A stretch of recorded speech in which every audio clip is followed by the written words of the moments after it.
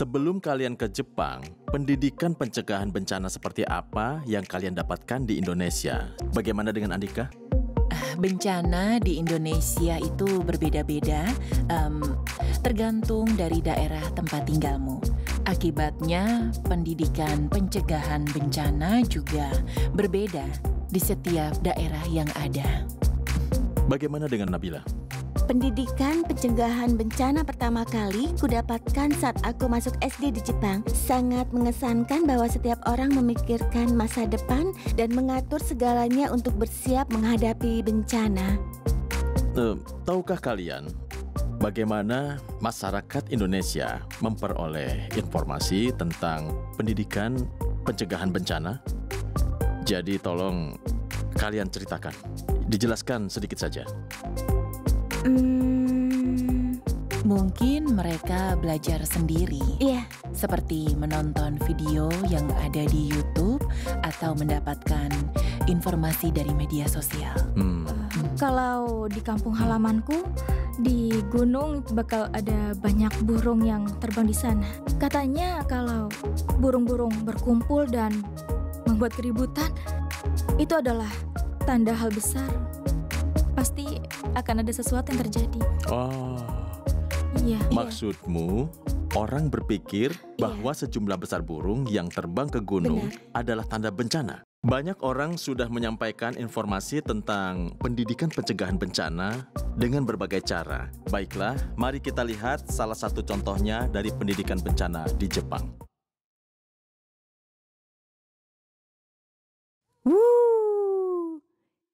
Ibu, saat aku meniup bulu dandelion, seorang peri sudah lahir. Aku adalah Leon, peri kehidupan. Aku akan menjelajahi bumi. Ini adalah bumi. Mari lihat apa yang akan terjadi. Bum bum bum bum bum bum, dar. Gempa berbahaya. Setelah gempa, laut menjadi surut. Dan sekarang, tsunami sebesar ini menyusul. Gempa bumi besar Jepang Timur di tahun 2011 mendorong Noriko Kuroda membuat buku bergambar mitigasi bencana, Leon. Kita semua tahu ada kehidupan yang tidak perlu diambil. Kenapa ini bisa terjadi? Aku ingin tahu bagaimana aku bisa mengajarkan anak-anak tentang bencana seperti gempa tanpa membuat mereka takut. Dalam hal ini, aku ingin memberitahu pada mereka bahwa bencana ini terjadi di antara kehidupan sehari-hari kita. Ini adalah pagar di lantai 2. Pagarnya sudah rusak dan faktanya yang sangat menakutkan bahwa tsunami sungguh mencapai ketinggian ini. Aku ingin menunjukkan kepada anak-anak seberapa tinggi tsunami melalui buku bergambarku, tapi tidak mudah bagi mereka untuk membayangkannya. Jadi aku bandingkan tinggi anak dengan tsunami. Nona Kuroda yang merupakan spesialis pencegahan bencana yang berpendapat bahwa kesadaran anak-anak akan pencegahan bencana menjadi lebih tinggi melalui membaca buku bergambar Leon. Bulan April 2023 akan menjadi 10 tahun sejak Leon diterbitkan. Saat membagikan buku bergambar ini, aku selalu menyuruh mereka bertanya saat membacakannya kepada para penonton.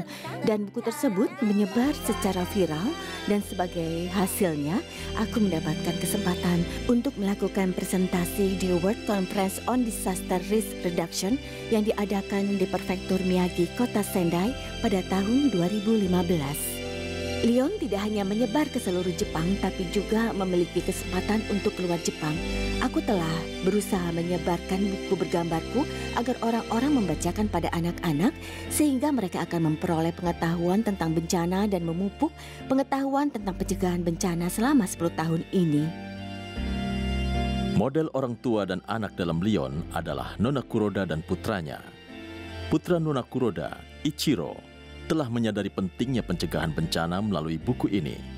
Dia juga ingin menjadi spesialis pencegahan bencana di masa depan untuk mengajarkan tentang pentingnya pencegahan bencana. Aku membaca cerita itu di depan ruangan yang penuh dengan anak TK sebelumnya.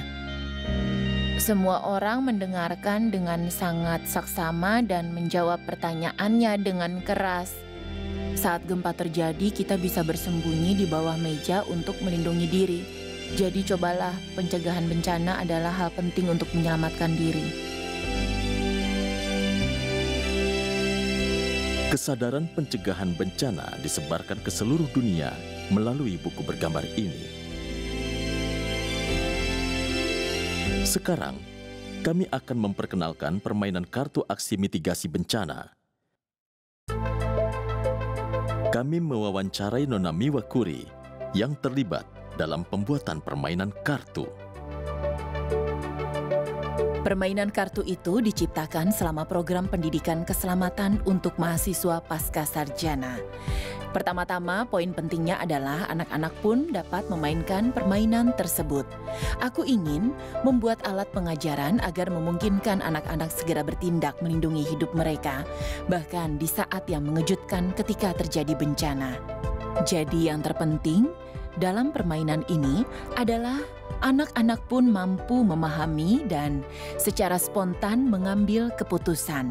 Pada kenyataannya, kau harus memikirkan berbagai elemen dan bagaimana kamu dapat melindungi dirimu sendiri, karena kau harus menggabungkan berbagai elemen. Jawabannya tidak hanya satu. Kami menggunakan piktogram untuk mengajukan pertanyaan. Dalam situasi seperti ini, tindakan apa yang harus kita ambil? Kami menerapkan elemen sehingga jawabannya akan berlipat ganda. Diskusi tentang ini bisa dilakukan, itu pun bisa berkembang melalui permainan ini. Mungkin mahasiswa mancanegara yang baru tiba di Jepang bisa saja belum pernah mengalami gempa sebelumnya. Kami bicara soal bagaimana baiknya juga memberitahu mereka bahwa gempa bisa diikuti oleh tsunami. Dengan bertukar pandangan dan pendapat dengan orang lain, kamu dapat memahami karakteristik negara yang berbeda. Kami telah melihat banyak situasi di mana jawaban seorang pemain akan menciptakan peluang. Jadi, cobalah permainan ini. Kami telah menyiapkan kartu aksi mitigasi bencana di sini. Di sini, kita akan memainkan permainan kartu mitigasi bencana alam. Mari kita mulai. Ya. Nomor 1. Kalian ada di dalam kelas, lalu ada gempa, gedung bergoyang sangat keras. Nah, kalian harus bagaimana? Silahkan. Ayo, silahkan pilih. Oh, saya lihat 3 orang mengambil kartu yang berbeda ya. Silahkan perlihatkan ke kamera. Kenapa memilih kartu itu? Karena aku rasa kita harus memiliki benda yang kuat untuk melindungi kepala kita biar tidak terbentur. Karena kaca jendela mudah pecah dan juga menyebar, maka aku memilih kartu yang menunjukkan cara keluar lewat jendela. Karena tanahnya berguncang dan sulit untuk bergerak, kurasa pilihan yang terbaik adalah pergi ke kolong meja.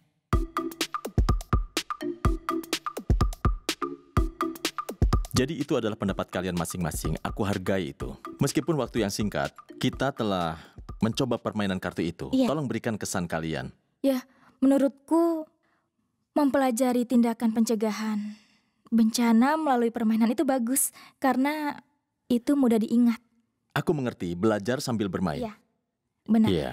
Kurasa karena tidak ada teks atau huruf dan hanya ada gambar yang memudahkan semua orang dari anak-anak hingga orang tua untuk belajar melalui permainan ini. Iya. Kurasa itu berguna untuk memperoleh pengetahuan tentang pencegahan bencana dan sangat menarik mendengarkan pendapat orang yang berbeda. Ya, aku mengerti. Permainan itu memberi kita kesempatan mempertimbangkan tentang tindakan apa yang harus kita ambil saat bencana terjadi. Iya. Baiklah, terima kasih banyak. Terima kasih banyak. Tindakan dan keputusan cepat yang dibuat pada saat bencana akan menyelamatkan lebih banyak nyawa agar dapat meminimalisir jatuhnya korban.